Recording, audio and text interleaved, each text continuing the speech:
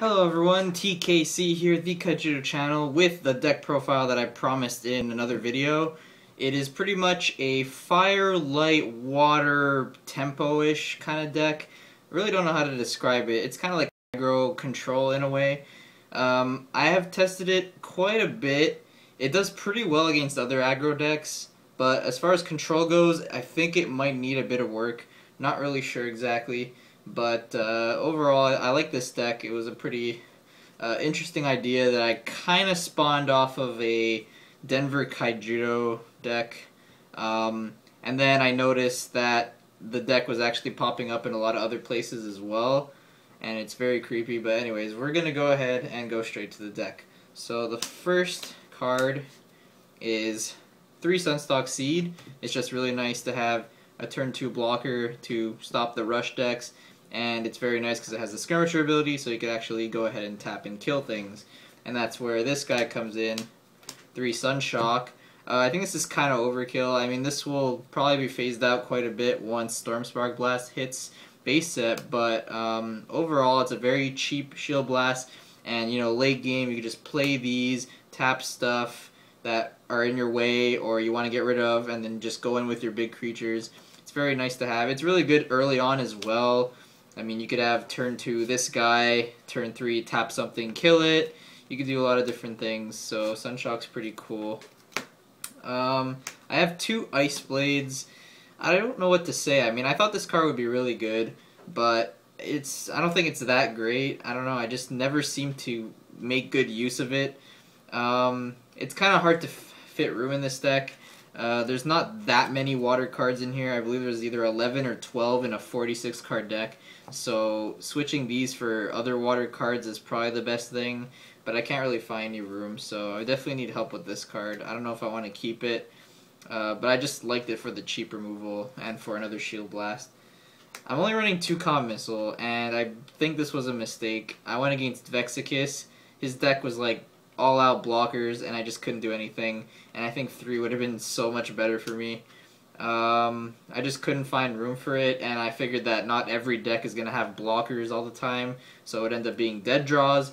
But in those matches where you do have a lot of blockers on your opponent's side of the field, this is kind of needed. So I think 3 would have been a better choice. I'm trying to find room for it. So if you could find room for a 3rd Calm Missile, go ahead and suggest that to me. Now we're going to go to the 3 drops. Shock and Awe, easily the MVP of this deck. Without Shock and Awe, this deck would not be possible, without a doubt. Shock and Awe is just so awesome for the fact that you could just go in and swing with this, and you could tap something before you actually get the attack through. So they have a blocker, you tap that blocker, and then your Shock and Awe or whatever other creature is fine for the turn. And that's what's really awesome. It combos so well with Tatsurion, which you'll see later. And overall, this card pretty much makes the deck. It's really, really good. Next we have 3 Star Lantern. In my opinion, the best blocker in the game. He hasn't been doing too much for me in testing, but just the fact that if he's on the field and then your opponent's trying to make a swing, he can't really do much unless he gets rid of this card or taps it or whatever, because by blocking with this, you're tapping another one of their creatures, therefore they lose 1 attack for the turn. So Star Lantern is quite a threat, and I think it's a really good blocker for that reason, and that's why there's 3 copies of that. Tapping is quite a big theme in this deck. Okay, now here's a card where I was freaked out when someone else actually was thinking of using this card in a deck. That guy is Tom Rogers. You may know him from Duel Masters and Now or whatever, but I actually was talking to Preston from Denver Kaijudo. I got some testing with him, and I originally had a Drekon Weaponsmith tech. And then I read the card and I was like, wait, Drekon Weaponsmith is the Brawler Zyva card, isn't it? And I was like, no, I didn't want to use that. I want to use the one that randomly goes up to 5,000. And this is the one that goes to 5,000. So I threw this one in. And then I read a couple forum posts. And then I see Tom Rogers talking about using this as a tech card. And I was like, oh my god, I'm not the only one, thank goodness. It's just so nice for the fact that this just randomly jumps up to 5,000 power. It goes Gilliflame level. And it's really good in this deck for the fact that you have like 10 blockers in here. So even if you go ahead and swing with this, you'll still have like maybe a Star Lantern or a Sunstalk Seed on the field, and they can't get rid of this thing. It's just really cool that a level 3 goes as high as a Gilliflame. Of course, it doesn't have the fast attack like Gilflame does, but it stays on the field and it's a threat. I mean, you tap things, you kill it with this. It's just really, really, really awesome. And now 3 logo scan. You're using water, you're using logo scan. You draw cards. It's kind of essential for this deck to actually run smoothly. Now we go into the 4 drops, 3 Gilflame. I think that's quite obvious as well. I mean, you're tapping things with Shock and Awe, bring in this guy, bam, get rid of the creature. It's just like the Tatsurion combo, but it's cheaper and it's a huge threat. Everyone hates Gilflame, and so running 3 of these, especially with Shock and Awe and all those other tap cards, is really good. So now I'm only using 1 Keeper of Clouds. Main reason for that is that this is just so vulnerable to Tornado Flame and Bone Blades and Return to the Soil and Ice Blade and all that, and I feel that just 1 is okay. This might even be cut out at some point. Maybe this will be the Comet Missile replacement. I really don't know if it's really necessary. It's just nice to have a nice curve with the blockers, I guess. So now here's a very, very key card of the deck, Overcharge. This is the only mass removal card we have pre-base set anyways, and I mean, all these cards are really huge. The blockers can all attack. They all have huge power. And then Overcharge comes in and then just, clears the field pretty much. Overcharge is really good. I don't know if 3 is the best idea, but in testing it just seemed to work so well. I really don't know. It might have to cut down to 2, but I really don't know. Overcharge is really, really cool. Alright, next we have 3 Veil Vortex. Sorry for the proxy, I only have 2. So Veil Vortex is just really nice. Considering we're not using Darkness or Nature, we don't have access to Terror Pit or Root Trap, so we don't have those cards that kind of deal with anything. So Veil Vortex is a good answer for that. Late game you could just keep on bringing out the Veil Vortex to get rid of whatever threat they have. Of course, it's not that good against things like Razorkinder or Bolt Tail because they're just going to come back and do the same thing they did last turn. But Veil Vortex is just really nice to get those random cards that are just annoying, like Granger, like, okay, get out of here, let me do my thing. Big cards just like that don't kind of do the same thing when they come back next turn. Veil Vortex is really good for that. I'm also using a Tech Spy Mission. I needed more water cards because I wasn't drawing enough water cards to play them. So 1 Tech Spy Mission is really nice because it's a Shield Blast, draws you 2 just like Logo Scan, and it just helps with the 4 drops in general.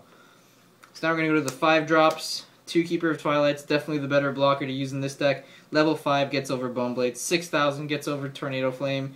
Really, really nice blocker. Prevents Gilflame from doing anything. Things like that. Keeper of Twilights definitely one of the key cards in this deck. Very good blocker. Works well with the tap and kill cards like any other light blocker pretty much. So that's that. Keeper of Dawn, I'm only using 2. This is not a Keeper of Dawn control deck. It's just nice to have 2 to get back whatever I need. As you noticed at the beginning of this deck profile, I have tons and tons of 2-drop spells, so I could easily play this turn 7, get back a Sunshock tap, or Ice Blade, get rid of something, Comet Missile, get rid of a big blocker, things like that. Keeper of Dawn's really clutch in those situations, or you could even get back the bigger spells that you'll probably see later, like Tornado Flame. So now we have 2 Reef Prince Glurgle. 3 is a bit too much. 2 is just really nice. You get to control your draws. Very, very awesome stuff. And here's the 2 Tornado Flames just in case you need more removal. So that's why that's there. Now for the 6 drops, only 1 Granger. This might have to be brought up to 2, but I don't know. I only have 1 and I felt that 1 was fine. I mean, this is just huge bait for Comet Missile. Like, Comet Missile just laughs at this card. It kind of sucks when you bring this out and then it just kind of dies. It's probably only good if you run like 3 of these, like Vexicus did against me. But other than that, it's, decent. Because turn 6, I'd rather play this card, Tatsurion, because you have Shock and Awe. If you have Shock and Awe on board and you play this, it's like, haha, yes, I get a free attack with Tatsurion. Unless, like, you hit a trigger with Shock and Awe, and then you hit a Terror Pit, and then this gets banished. That kind of sucks. But, oh well, Tatsurion is just such a key part to the deck. Proxies, yay! I hate not having Sky Crushers, but 2 Lord Sky Crushers, also really nice to boost your creatures up,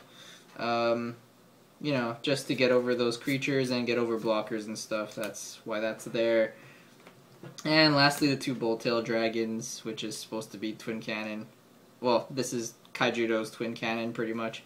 And I think 3 would have been too much. They're kind of expensive. But hey, I think 3 could work in here as well. So that's pretty much it for the deck, guys. Let me know what you think. There's a lot of other cards that I tried. I think Aqua Commando would be kind of interesting in here as well. I think K-Rick suggested that to me. It's pretty cool how you get to recycle Aqua Commando over and over again, but I don't know if it really fits in here. I don't like the 1000 power. I mean, it's kind of weak. Like the lowest power in this deck, I believe, is 2000, because that's what is needed to get over creatures for the most part. You know, an overcharge to a 1000 only makes it 2000, and it doesn't really do much. But just the fact that it kind of always goes back to your hand, I guess, is kind of nice. But other than that, guys, that is my light water fire tempo deck. Hope you like it. Please suggest fixes, because I know this deck needs a lot of work, but I definitely put a lot of interesting ideas into this. And definitely shout outs to Preston from Denver Kaijudo for kind of giving me some sort of inspiration after seeing his fire light deck.